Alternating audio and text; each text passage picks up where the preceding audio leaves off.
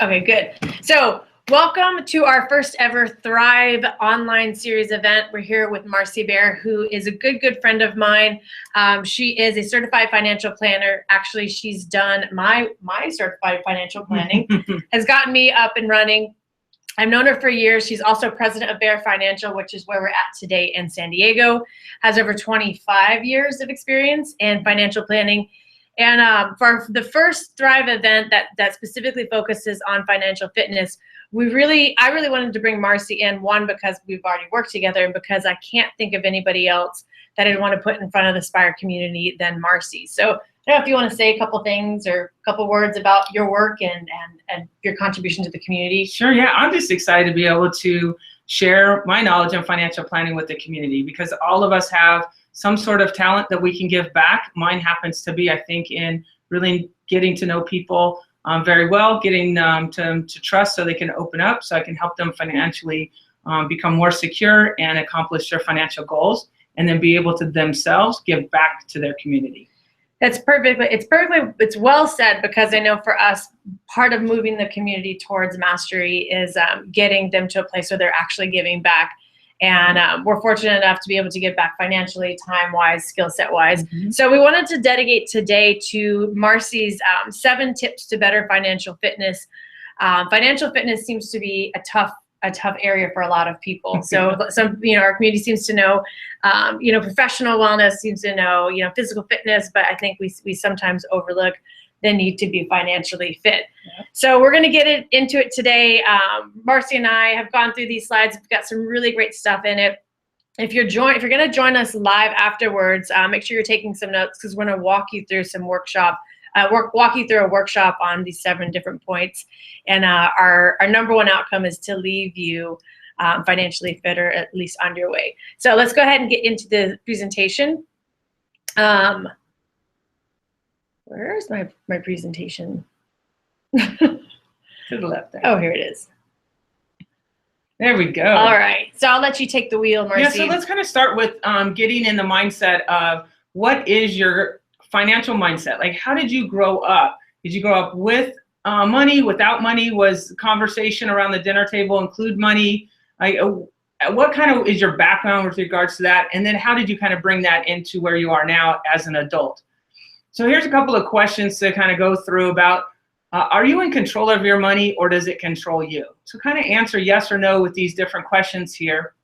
Do you even know how much you spend on your monthly expenses? You kind of know what you get paid, but do you know where you're actually spending money and how much you're spending on different items? Do you know how much money you have in each account and even where it's even at? So right. Different bank accounts, maybe you have some investment accounts, maybe at work or outside of work. Do you even know what that is worth or how it's invested? So kind of gauge that as a yes or no. Also, do you feel tight financially at the end of the month? So do you feel like you have some abundance at the end, tight, or you just barely squeaking through at the end of the month? If you have a lot of money left over after paying bills or not, are you putting money into your savings account? Where's that extra money going? Is it going into a savings account or into a retirement account? And then also lastly, do you support local charities or causes? So you kind of go through that to get your mindset in that perspective. But then also let's talk about financial personality. Let's go back to this slide. So this slide is knowledge is power, right? We know that the more we know, then we can a lot of times we want to, kind of bury our head in the sand. But if you really at least know where you stand, it then allows you to take your financial planning to the next level. One thing, tips: stay positive. If you're kind of not financially secure now, not happy where you are financially, just stay positive.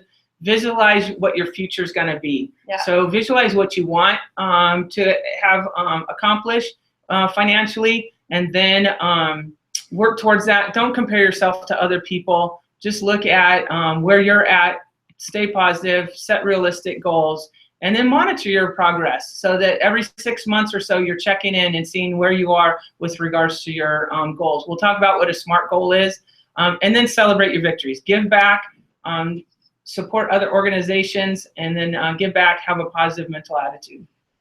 Those are all great. And those are all things actually we had talked about in one of our previous webinars, and actually the event we did, the Aspire event.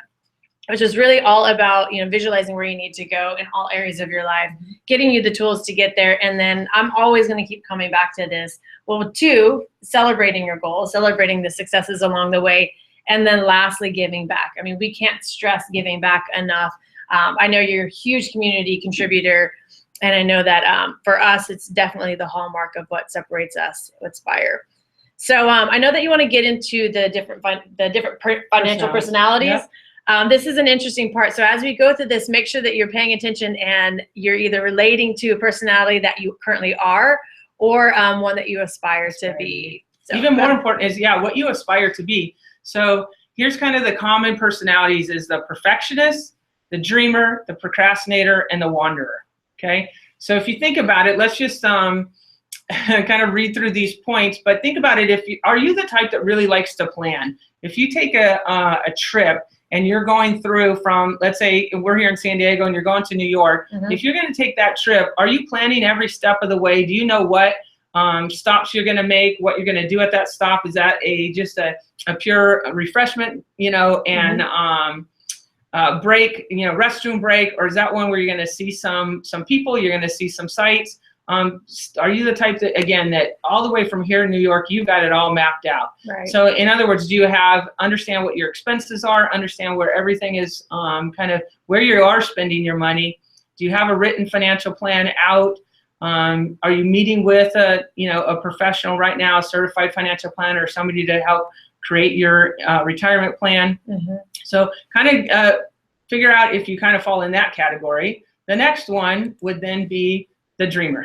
So nothing wrong with dreaming. Dreaming is important. We need to be dreamers. Most people fall into this category. You got some goals kind of worked out, kind of know what you want to achieve, but when it comes to specifics, you're not really so clear on that. I'm definitely a dreamer. I'm a dreamer aspiring to be the perfectionist. Yeah. So with Marcy's help, I'm getting there.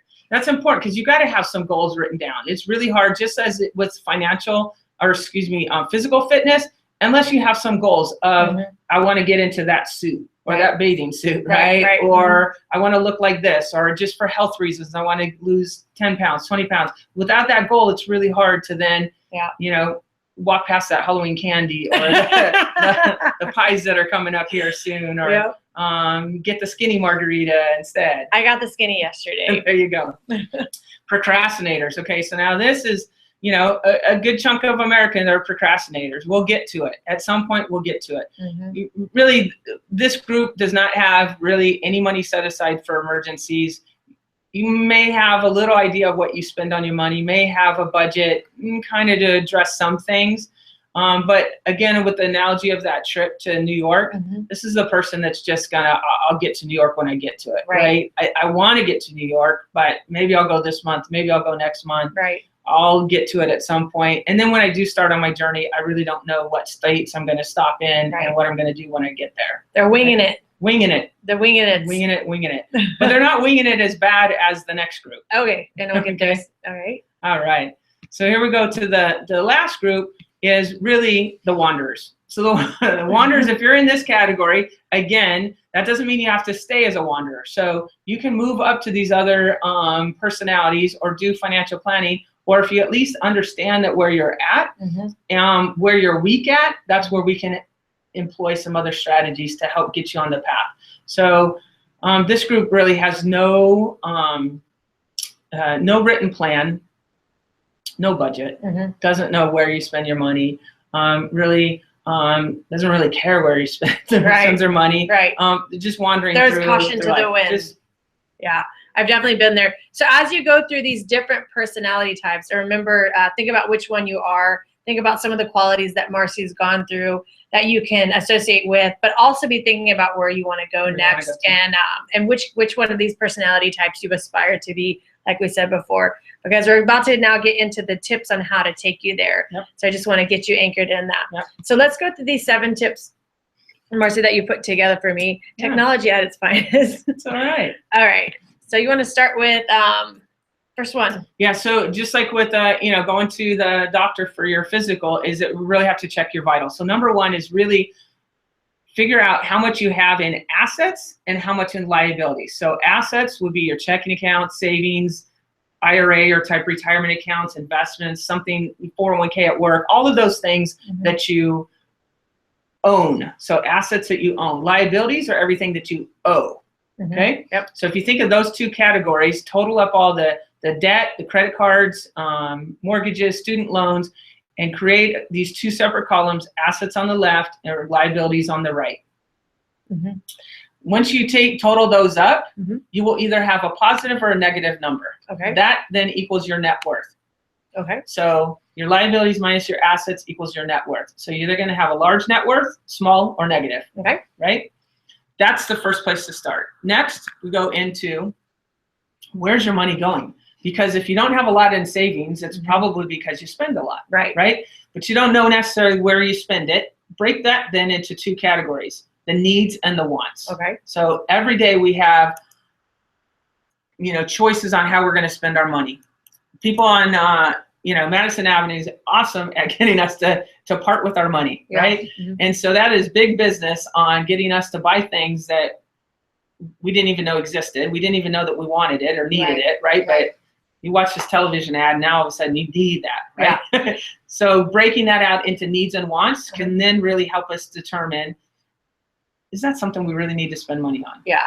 So what I like about this process, because we went through it together, was, and I know if you're anything like me, you're hesitant to do this because it's kind of like stepping on the scale for the first time. This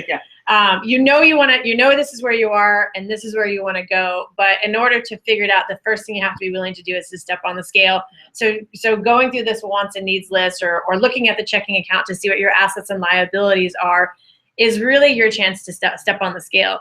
And so I just want to leave you with, if you're not willing to step on the scale, then you may not earn the right to be financially fit. So we just want to keep that in mind. So don't be afraid to do it. Just take the first step and step on the scale, and we'll keep going. And we'll have a worksheet too that we can share with people. Yes, so they can help you walk you through that process. All right, perfect.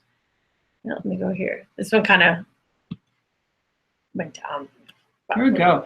Okay, so we need to set goals. So whenever we talk about goals, and especially somebody like Talana, right, when you're working with people and you're coaching them through setting goals, is that we utilize the SMART kind of terminology. It needs to be specific, measurable, actionable, realistic. I took her slides away. And timely. Because the whole point is that if we make a goal, but it's not, it's so big, we want to dream, but it still has to be realistic. We have to maybe take a big goal and then chunk it down into bite-sized pieces. So when we worked together, what were some of the SMART goals you had for me? Do you remember? Yeah. So if you want to buy a house, we need to make sure that we've got savings account taken care of. We need to have the different layers. So we need a good, healthy savings account. Right. If you're going to purchase a house, you need even more of a savings account because there's more maintenance involved with that. Right. But then we also need to look at retirement. The sooner we start, less we have to put away now. Right. Versus a larger amount every single month as we get closer to retirement. Right. So looking at the big picture, bringing it back and saying, okay, well, how much do we need to put in savings? How much do we need to put in a house fund to build it, to be able to purchase that house? And then how much in a retirement fund? Those are kind of the main categories. And then being realistic with the house. So the time frame for the house. How much should I spend for the house? And what's the time frame going to be? I'm not always so realistic. Yeah. So I remember when we walked through it. So we went through every single one of these steps. Where we first went through, we had to look at everything in the checking account, everything in savings account. We had to do, what were the assets and liabilities. But then I think this was my favorite part, was that coming up with the goals, because then it's not all down to, the doom and gloom of where you're at or where you think you need to be or you should be. It's really about creating some more aspiration around your financial fitness. For me, it was buying a home in New York City. It was, buying these other things that I probably don't need. But those things motivate me. So it was really important for us to work together to identify what the goals were in order to get me from where I was to where I needed to go. Exactly. So with every client, that's what I'm going to ask them is, what's the time frame and the price tag? Right. So I want to buy a new car. Okay, well then let's talk about ideally what you want as the price tag for the car, what kind of car, and then what's the time frame. Right. And then I can counsel and say, okay, that's not quite realistic yet. Right. So we either have to extend the time frame out, or we're going to have to purchase, a little bit different car. Makes sense. Right? And then now check your credit score. This is key, okay? Because if you don't have a good credit score, the reason why this is key is because then you're gonna pay more when you go to borrow any kind of money, right? So you're gonna pay more than the person next to you. It could be the exact same car. You're looking on the exact same lot, same car, but you're gonna pay more for that car long-term than the person next to you just because of your credit score being higher. Places to go check what your credit score is annualcreditreport.com as well as Credit Karma. Credit Karma has a great app that will help keep you informed of what your credit score is and as it changes. It also gives you tips on how to improve your credit score. One way that people get stuck in having a bad credit score is being late on a payment. So it could be a payment when you were a kid right out of college and you forgot to pay something, and now that's been hanging out on your credit report. So check out your credit report, see everything that's in there, dispute anything that's not really valid, because there could be something wrong in there. Somebody could have taken over your identity or something. So you've got to check that on at least an annual basis. So you can do that for free through annualcreditreport.com. And then be working on really understanding good debt and bad debt. So bad debt, as we call it, is things that where you're borrowing something on a depreciating asset. So a car, things that's going to go down in value. The moment you drive off the lot, that car, that value's gone down. Good debt, I would say, would be something like college debt, right? So something that's going to help further your education, personal development, that sort of thing that's going to help you. Ooh, good plug. Yeah, exactly. There you go. So again, my kind of interjection here is with regards to credit, it's again being willing to step on the scale. Especially if you're somebody who had a little bit of a dark credit past, this is a way for you to create more awareness around it, and then with that awareness, you're going to be able to move the needle. So and you need credit. You absolutely do. You have to have credit in life, unless you save so much money that you're going to be able to pay cash for a house and pay cash for everything going forward. Is that you're going to need credit. And you're going to want good credit so you can get the lower interest rate, because the 0% interest or the 1% on the car loan, that's only given to people that have good interest. If not, or good credit, if not, you're going to be paying 10 or 12%. You're going to need a lot more than everybody else. And so some of the points also to keep your credit score down, what plays into that is clean up the delinquent accounts, but utilization. So what that is really the spread between what is your credit limit and what's the balance on your card. So you want to keep that to no more than 30%. So you want that spread in there to have a little bit of a cushion, because if all your credit cards are maxed out or near the max, the credit institutions say, ooh, this person, they must need it. And your score is going to go down. The other is pay down debt, obviously. Put together a plan to work with a professional or just on your own, really look at the debt that you have to start paying it down. But then also, once you pay it off, you can cut up the card if you want so you don't use it, or put it in a block of ice in the freezer so you don't use it. You're not tempted to use it, but you don't want to close that account, because when you close that account, what it does is gets rid of that history. And so the credit card companies want that history. So you want something 5 years, 10 years, 20 years of history. That will also help with your credit score a lot. That was interesting. The two things that you mentioned that were noteworthy to me was the 30%, which I didn't know, and then keeping the accounts open, because for me in the past, I'd pay off something and just get excited and close it. I'm done. I don't have anything else. You know what? I picked up the phone there, that little air phone. That is one thing that you could do too, is contact the credit card companies and try and negotiate the rates down lower. So there's definitely, you can shop around and try and get better rates. I put mint.com on there as well, so that it's on both pages. But so Mint is a great product. Go to the next slide. Is where you can track your expenses. Because what you really need to do, and tip number 4, is track where's that money going. So we talked about that, checking out your expenses and your needs and wants. Well, Mint is a great website and app that allows you to be able to track that. You connect your checking account, your credit cards to this aggregation website is what it's called, where all that data feeds into there. So you're able to see where you spend your money, and then you're able to cut the fat. So as we're talking about in, fitness, is that we need to cut out, most of us need to cut out and eat better. Same thing here is cut the fat. Where are some easy places that you could save money is take your lunch to work, we talk about coffee or tea. I mean, we all love going to the coffee houses, but that's expensive when you could just have it at home. Yeah. Before you leave, or have it at the office, right? Yeah, I did this. I was working with my business coach. I was talking to Marcy about this before we got started. And I went through and I pulled up statements of all of my, business accounts and personal checking accounts, anything that was attached to a card, a debit card or credit card, and looked to see where I was spending money. All of those monthly subscriptions, things like Hulu. I'm never home. I never watch Hulu. Mm-hmm. Audible, I noticed that I wasn't keeping up with the subscription. So I found $217 a month of excess fat that I wasn't using. So definitely can't encourage you enough to do this. Especially when you have things, I say it's important to have maybe some bills on auto pay so that you're not delinquent. Yep. But the downside of that is you don't really pay attention to what you're spending. That's especially true. If things are coming out on a credit card, you're really not monitoring that. Yep. And so be careful about putting things as a reoccurring on a credit card without monitoring. That's a good point. I actually moved just last month to move everything off of my business card and moved it to my debit card. Yep. So that's a really good point, because that'll get away with you. Yep.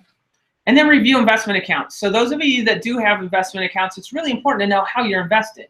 So high level, how much of it is your account in stocks and how much in bonds?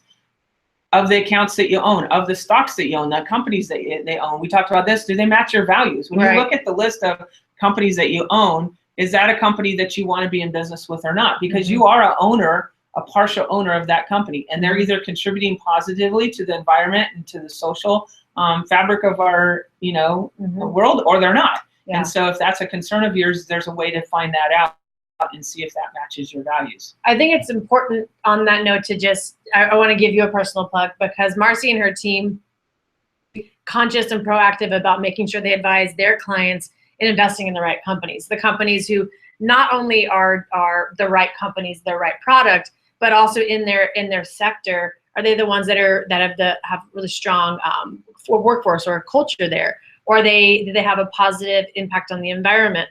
Or are they doing things, just to positively impact the social or socioeconomic climate around them? And so that I found really interesting. And actually, we're going to definitely talk more about that in another webinar, because I find it fascinating, especially now as we're collectively becoming more conscious and aware of our actions and the impact on them, that I don't see why we wouldn't start looking at where's our money going to, and making sure that that's also having, especially the LGBT community, who's got a really strong voice. Because not only that is that, as financial planners, of course, we're concerned about the rate of return that these accounts have.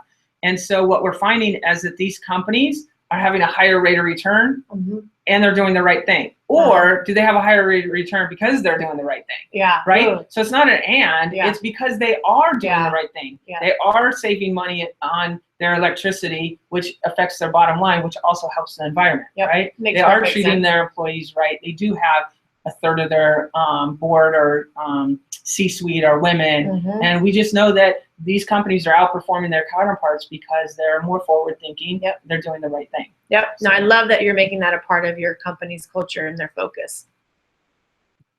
All right. Increase your income. Ooh, is this the one I get all the time from Marcy? Right?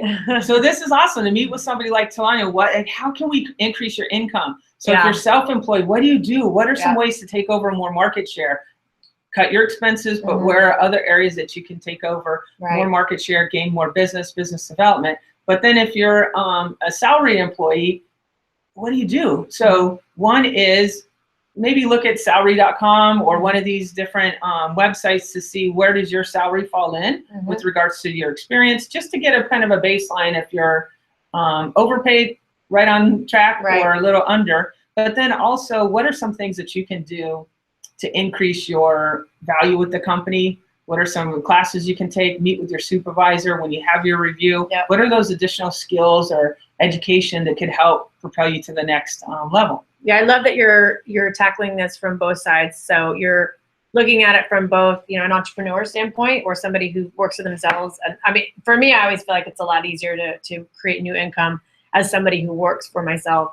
But then I know that question comes up a lot for people who don't work for themselves. How do I make more money? And I love the idea of, can you go to your boss or your team and say, I want to invest in this personal professional development that's going to have this return on the team. And so looking at that as another way to increase salary. It's really smart. I guess because we kind of talked about self-employed and a salaried person is trying to make that leap too, because there's a lot of people that are within corporations, companies. That's so true. And they want to try and my very first seminar was all about like people being realistic about, okay, if you're like the perfectionist, the dreamer, and that, if you're really somebody who works for somebody else, but really you want to work for yourself, how do we get you there? So I love that you. And the only way that kind of you can do that is to know your expenses. It all goes back to that, is because then you know, okay, gosh, you know, I've got to be able to put away a year's worth or whatever it happens to be of income or of expenses set aside, because I might not, this endeavor may not, you know, get up and going right away.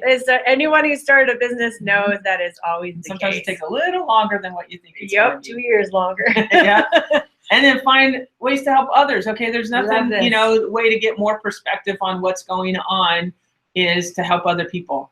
And you realize that, you know, if I just help other people, maybe I'm not so bad. Maybe even though I am a little bit of a wanderer or a dreamer or something, I still can help. I can still give back. And I can give my talent and, you know, expertise to help people out. So it doesn't always have to be financial. We always left clients. We work with clients primarily because of their connection to the community, not just the LGBT community, but the community that they live in.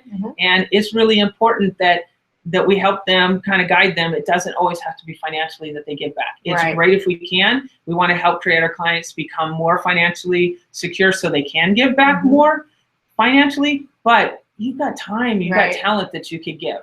So if it's not money that you can give right now, you can give of your expertise, whatever your talent is, or just purely your volunteer hours. Yeah, I love that. I wrote a blog once that was your seven resources that are more important than money. Okay. And one of them was, you know, how to accelerate your, you know, people who get stuck in a rut that don't think they make enough money or they don't have enough influence. The best way to accelerate that is to give back, is to go donate or to go teach somebody something. I mean, that's the DNA of Spire, is to get people to a point where their cup runneth over, is what we say all the time. And once that your cup runneth over, then you definitely have something you can give. You know, Marcy's giving back to us today because her cup runneth over in this area of expertise. So we can't stress that topic enough, that you definitely always have something to give back to others. And it is absolutely the way to jumpstart you in a new direction. Yep.